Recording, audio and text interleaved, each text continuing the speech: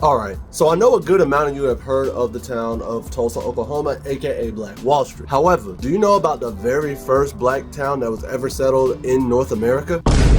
It's February 4th, time for more Black excellence during Black History Month. To find the answer to today's factoid, we're going to go to a town called Yanga. And if you don't know, you're about to know. Alright, for today's factoid, we're going to go back a little bit. By the 1570s, New Spain, aka what is Mexico today, had received around 36,000 Africans as slaves for their colony. The thing about it is, by the early 1600s, Africans actually outnumbered the Spaniards, and at the city of Veracruz, Africans were 63% of the non-indigenous population of the area. And because of this is how the idea of our town comes into play, as it was named after Mexico's most famous runaway slave, Gaspar Yanga, who was actually an enslaved West African from the Bron Nation. Around 1570, Yanga would actually escape from his enslavement near Veracruz and establish a palenque, a community for runaway slaves near the mountains of Cofre de Perote. And crazy enough, the palenque would survive for almost 40 years and would raid Spanish convoys and nearby haciendas to receive items that they couldn't actually make themselves. And by 1609, the Spaniards were pissed, bro, to the point where the Viceroy Luis de Velasco II led an assault on the palenque. However, the assault failed. Bruh. Under the leadership from an Angolan named Francisco de la Matosa, Yanga and his community were actually able to defend themselves successfully and negotiate a settlement with the Spaniards. And within this settlement, they had 11 demands, including freedom for all runaway slaves who were at the settlement prior to 1608, official recognition of the town's sovereignty, exclusion from the Spanish except on market days, and a Roman Catholic church built by the Franciscan monks. In return, Yanga and his community agreed to pay tribute to the Spanish as well as serve in the king military when asked. They also agreed to return future fugitive slaves as long as they were paid. However, complaints from the Spanish suggest that they never did that,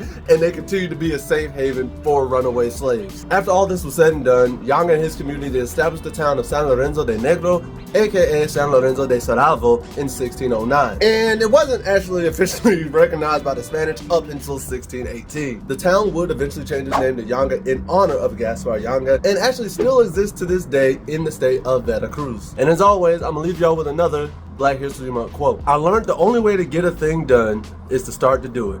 Then keep doing it, and finally you'll finish it.